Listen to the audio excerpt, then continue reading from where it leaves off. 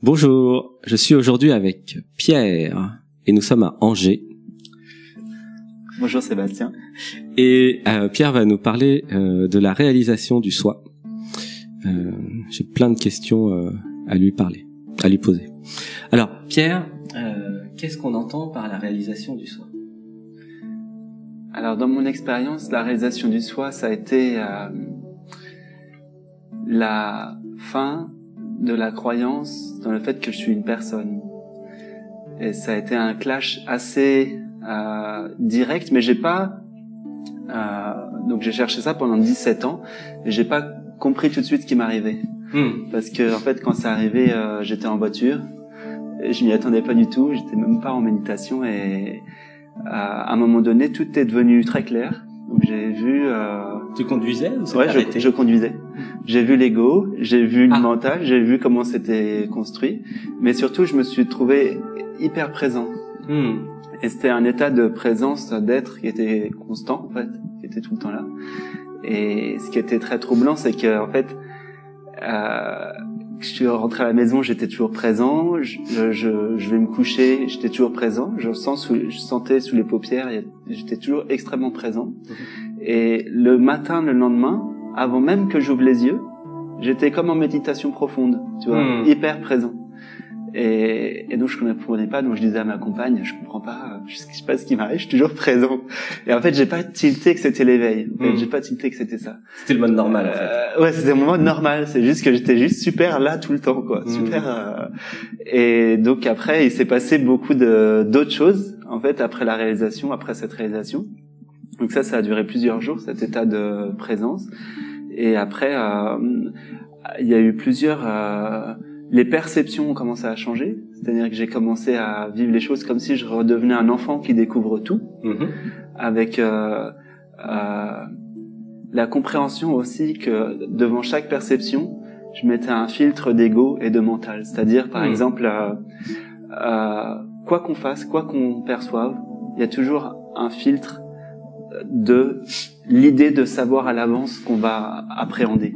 Par exemple, comme on faisait hier soir au restaurant, quand on touche un verre, il y a le concept de la sensation qui est déjà là avant la sensation elle-même. En fait, le mental fait appel à sa mémoire et donc du coup, on vit pas pleinement l'expérience, le vécu pur, direct des choses.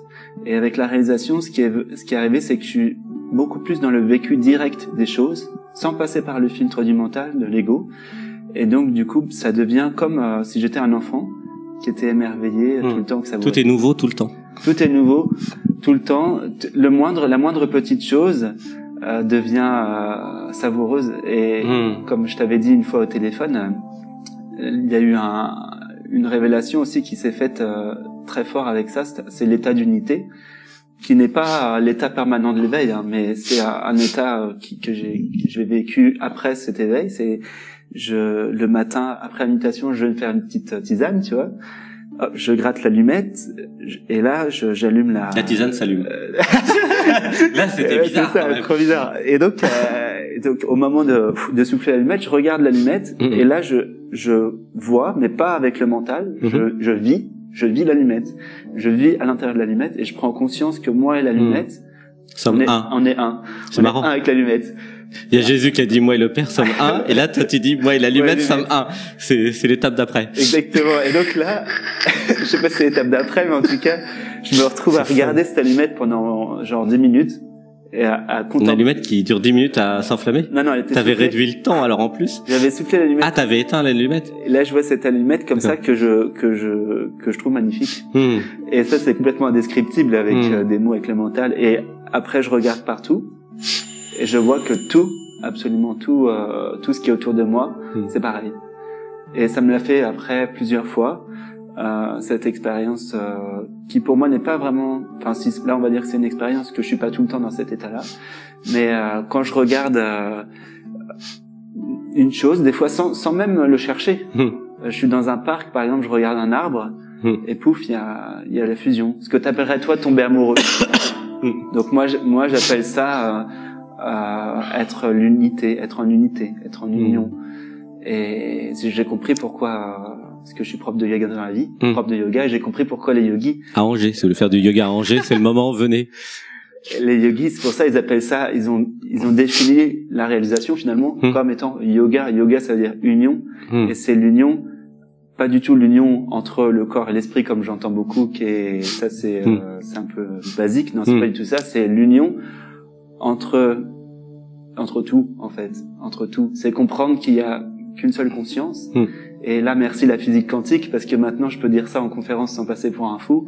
C'est qu'en fait, tout est énergie, tout est conscience, c'est la même conscience partout.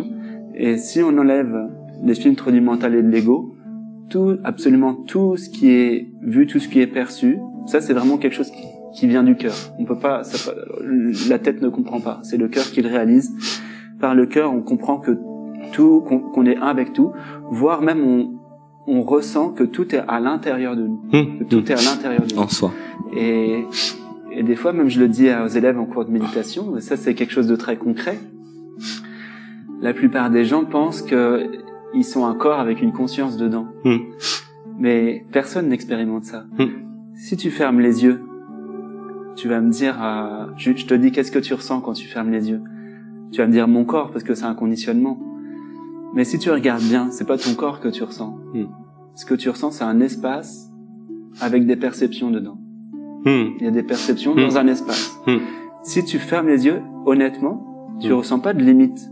Il n'y a pas de limite à ton espace intérieur. Donc toutes les perceptions, après, elles sont reçues. Et là, ce que fait l'ego, ça c'est super intéressant, il va trier. Il va trier entre les perceptions du corps physique. Il va dire, là c'est moi. Et par exemple, t'entends un oiseau qui chante et là il dit, là c'est pas moi. Mais si t'enlèves ça, si t'enlèves ce truc qui trie, et le truc qui trie c'est le mental et l'ego, et ben il y a plus extérieur-intérieur, il y a plus l'oiseau il est à l'extérieur, tout ça. Il y a plus que vibration, énergie, puisqu'en fait tout est vibration, tout est énergie. Les perceptions que tu ressens, si tu regardes bien, c'est de la vibration. Tout est perçu sous forme de vibration et d'énergie. J'ai une question sur ta première description dans la voiture. Et après, tu disais que tu vivais sans le filtre du mental. Là, j'aimerais bien qu'on approfondisse en fait ce point-là. Donner des détails pour tous ceux qui regardent. Comment ça marche et comment c'est de vivre en direct et quelle est la fonction du mental justement et pourquoi le mental mettait un filtre et qu'est-ce que c'est que ce filtre en fait? En fait, on pense qu'on vit maintenant mais on vit jamais maintenant. On vit tout le temps en référence à, tu vois, en référence au passé. En référence quand on est identifié à l'ego en fait, tu veux dire. Quand on est identifié à l'ego, l'ego se réfère toujours à son vécu, c'est ça? À son vécu. Et par exemple, tiens, je vais prendre un exemple comme c'était un peu un sujet dont je voulais parler, ça tombe bien parce que c'est exactement ça. Je vais prendre cet exemple-là. Quand on a un désir sexuel, par exemple, pour parler clairement des choses, si on regarde bien ce qui se passe, quand on est au contact avec quelqu'un et qu'on touche la personne, une personne qu'on aime, et qui a un désir sexuel, en fait, en général, ce qui se passe, c'est qu'il y a des flashs au moment où on touche, et même quand c'est la nuit, c'est là où c'est encore plus marrant, quand tu touches la nuit, quand tu touches la peau de la personne, par exemple, tu as des flashs à ce moment-là qui te remémorent le corps de la personne et toutes sortes de mémoires et toutes sortes de choses et toutes sortes d'expériences en lien que tu as déjà faites. Et c'est ça qui va créer l'intensité du désir, et c'est ça qui va créer après l'assujettissement au désir, c'est-à-dire être soumis, être contrôlé par tes désirs, parce que dans la vie quotidienne, après ces flashs peuvent revenir. Mais alors le filtre du mental, pourquoi il met un filtre sur l'expérience? Pourquoi on pourrait pas vivre l'expérience sans filtre? Avant de faire l'expérience, en général, t'as un concept sur l'expérience avant. Par exemple, une simulation du mental, c'est ça? Ouais, tu veux manger une clémentine. Il y a plein de choses que tu mets sur la clémentine. Tu vois, c'est-à-dire tu sais que ça s'appelle une clémentine. Tu sais déjà à l'avance, tu te dis déjà à l'avance quel goût ça va avoir. Ça devrait avoir. C'est que ça devrait avoir. Et si c'est pas assez sucré, ça va pas être bon. T'es déçu ou t'es content, donc ça prouve bien qu'il y a un ego, tu vois. Il y a une recherche. D'accord, je comprends. Tu ne vis pas l'expérience réellement, tu vis à travers des concepts. Ouais. L'ego est dans l'attente de quelque chose. À travers des filtres. Ce qui n'existe plus avec l'éveil, parce que l'éveil c'est être totalement. Dans être totalement, il y a plus. Il a plus d'attente sur les clémentines. Non, et plus d'attente sur quoi que ce soit d'ailleurs. Sur quoi que ce soit. Ouais. C'est qu'en fait, et c'est pour ça que les yogis, comme je te disais tout à l'heure, appellent la réalisation l'état sans désir. C'est que c'est pas que t'es complètement à mort vivant. Tu peux toujours savourer la clémentine. Tu vois, ça change rien. C'est simplement qu'en fait, il n'y a pas de préconception sur ce qui se passe. C'est vraiment. Il n'y a pas d'attente de l'ego. Il n'y a pas d'attente. Et d'ailleurs, c'est un paradoxe parce que dans mon expérience, en fait, la clémentine est meilleure. Ah, mais et toute la vie est meilleure puisqu'en fait, on s'attend à rien. Et donc, quand on s'attend à rien, c'est toujours mieux. Tout est meilleur, tout est plus intense. Depuis l'éveil, par exemple, j'ai plus besoin d'écouter l'autoradio, j'ai plus besoin d'écouter de la musique dans la voiture parce que le son du moteur est intense. J'entends plein de sons que j'entendais pas avant. Je ressens les vibrations de la voiture dans mon corps et c'est comme un massage, une caresse, c'est quelque chose de très... même le silence a une saveur très particulière. Tout. Et donc, du coup, le paradoxe pour moi, c'est que les choses sont plus vraies et plus réelles. Oui. Alors oui. Alors oui, en même temps, dans le sens de la forme, il y a comme une irréalité qui est vue en permanence, parce que tu sais que toutes les formes, elles sont faites de vibrations et d'énergie, puisque tu le vis, et tu perçois ce qu'il y a derrière la forme. Donc la forme, c'est pour ça qu'on dit que la vie est une illusion. La réalité absolue n'est pas ce qu'on voit, effectivement, parce que la réalité absolue, si tu zoomes avec un microscope électronique, tout est lumière, tout est énergie. Il n'y a pas de différence entre nous deux, le micro, le sol, etc. Donc ça, c'est la réalité. Absolue. Et c'est vécu. C'est vécu. Enfin, je veux dire, c'est pas quelque chose de conceptuel. L'éveil, ça n'a rien à voir avec un concept. C'est vraiment vécu, intimement. Donc, et c'est ça qui libère. Parce que lorsqu'on sait et lorsqu'on vit sur le plan de la conscience et de l'énergie, qu'est-ce qui nous manque? On a tout. On est dans l'océan, quoi. Donc, on n'a plus on peut agir dans le monde, mais on n'a plus à agir parce qu'on se sent incomplet. Il y a une complétude qui est tout le temps là. Donc c'est pour ça qu'il y a plus de tension. Qui agit? Ça, c'est la grande question. Oui, par rapport à ce que tu viens de dire, je me pose la question de qui agit. À un moment donné, il y a même l'action sans action, c'est-à-dire que ça bouge, et il y a quelque chose à l'intérieur qui ne bouge pas, qui ne bouge jamais. Quelque chose interview, quelque chose. C'est ça. Dans exactement. La soupe énergétique. En fait, on parle, mais c'est comme si, d'un certain point de vue, ça parle. Ça parle. Quelque chose parle. Quelque chose parle. Et quelque chose écoute, et quelque chose regarde. Et quelque chose regarde. Voilà. C'est quelque chose. C'est quelque chose quand même. Ouais. Donc il y a eu cette phase à un moment donné qui a pas duré très longtemps quand même, mais qui a été là après l'éveil où je n'avais vraiment plus envie de faire quoi que ce soit, parce que il n'y avait pas l'impulsion. Donc voilà. Mais bon, le quotidien a fait que j'ai fait quand même. Mais sauf qu'on ne fait plus en pensant c'est moi qui agis par contre. Jamais. L'autre jour, il y a une personne sur Internet qui me dit bon courage.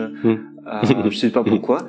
Et il n'y a pas la notion de courage parce que il y a jamais un c'est moi qui fait. Qui a du courage, ouais. J'ai jamais la sensation de faire un truc, tu vois. Comme là, j'ai pas la sensation de parler, en fait. Et comment ça marche alors par rapport à des envies? Comment les envies apparaissent dans la présence et comment quelque chose. Je pense que c'est ce que Mananda Mayi, une grande sage de l'Inde, dit le Kayala ou Kayela, je sais plus exactement, mais moi j'appelle ça l'élan du cœur. Donc à un moment donné, je me suis dit qu'est-ce que je vais faire dans la vie qui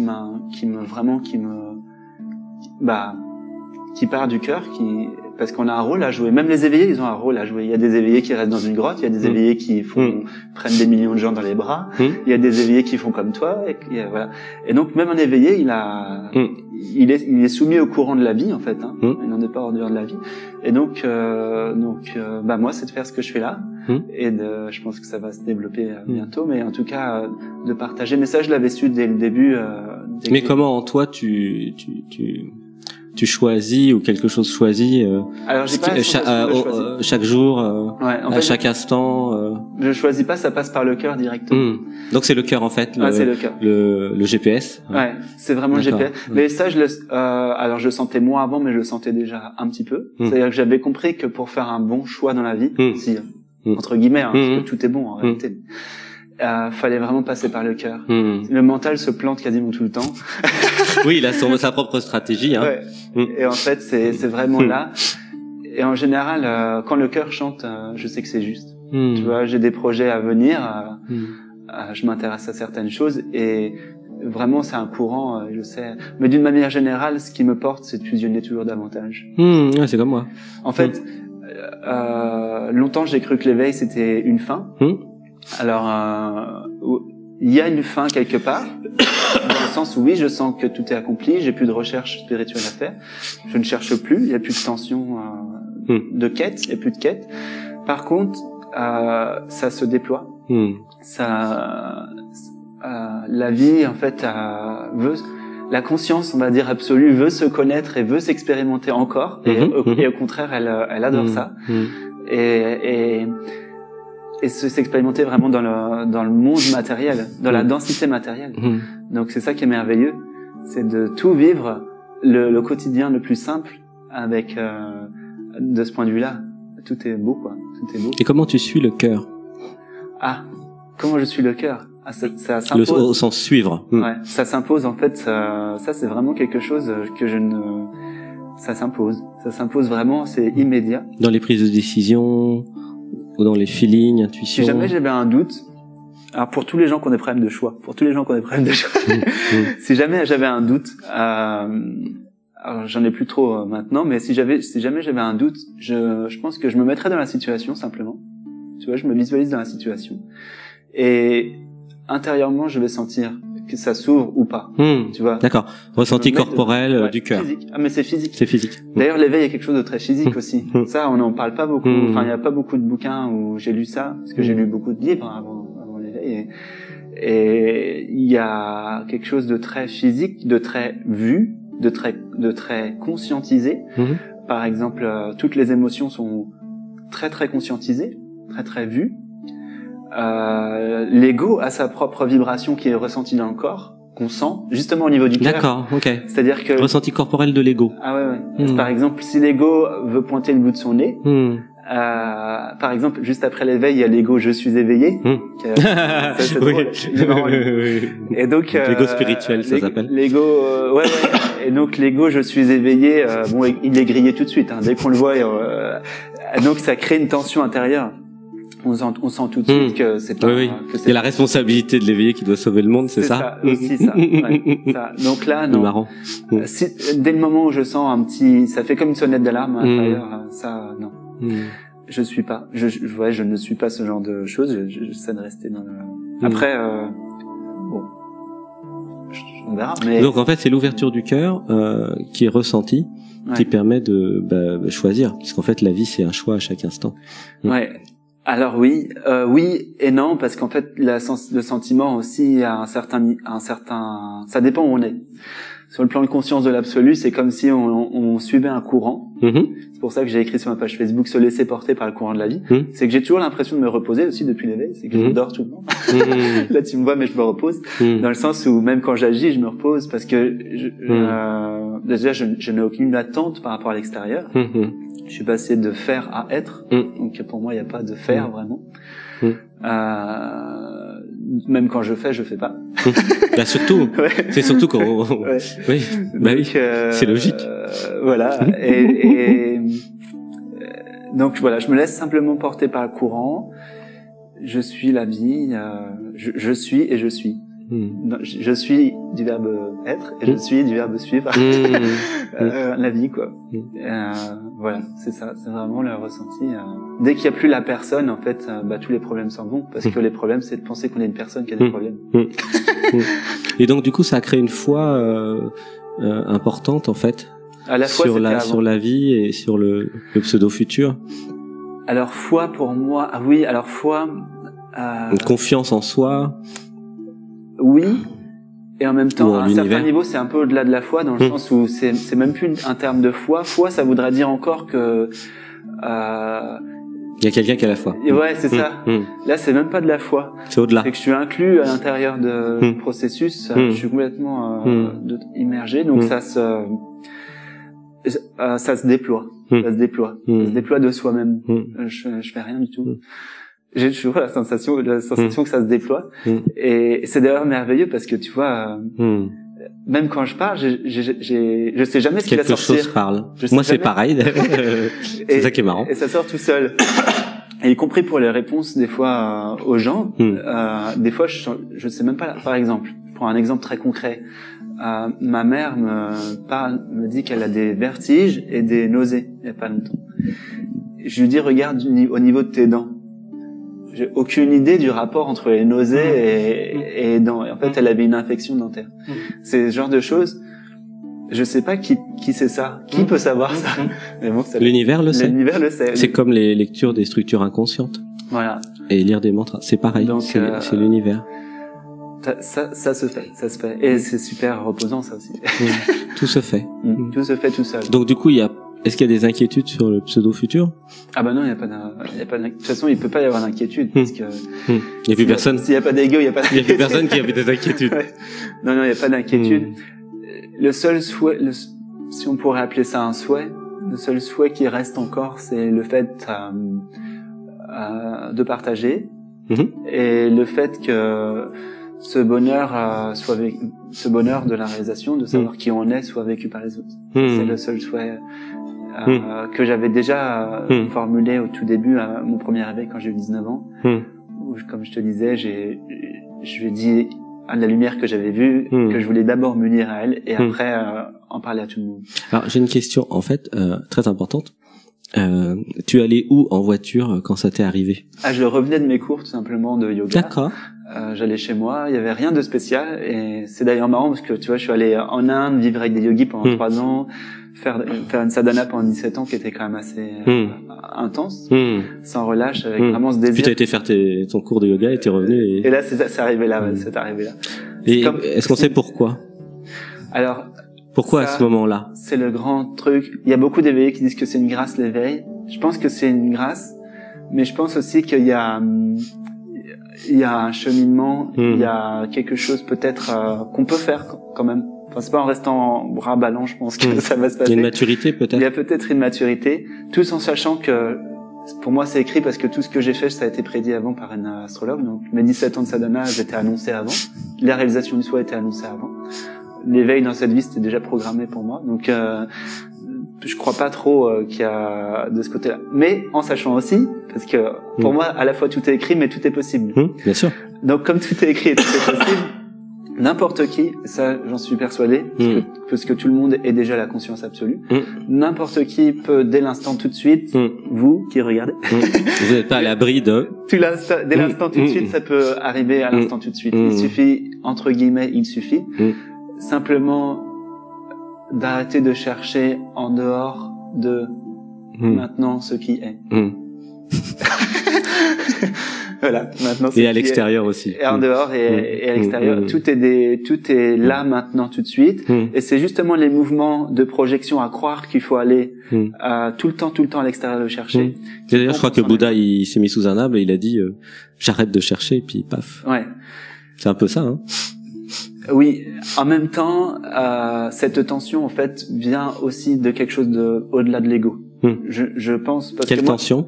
Cette tension qui te pousse à chercher. Ah oui, bien sûr, c'est la vie qui se cherche elle-même. C'est ça. Moi, il y avait vraiment un courant d'amour. C'est la conscience qui se cherche, qui se trouve en fait. Donc toutes les austérités entre guillemets ont été faites avec amour et je pense qu'il y a que ça qui peut amener à la réalisation. L'amour mène à l'union. Voilà, l'union à l'unité, l'unité à l'absolu.